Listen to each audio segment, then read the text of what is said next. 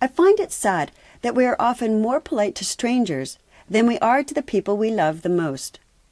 Statistics show that about 90% of adults will get married at least once in their lives, but many of them get disappointed because in the end, it's not the stuff that fairy tales are made of.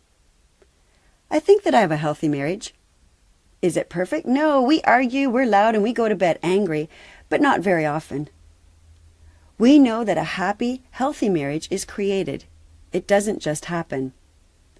So my hot tip for building resiliency and celebrating Healthy Marriage Month, know that marriage is more than love and passion. It's about commitment, respect, and believing in your future together. Marriage is not 50-50. It's two people giving all of themselves to each other. And finally, never compare your marriage to others. What you see on the outside is not always what is on the inside. Looking for more fun, health, and wellness celebrations?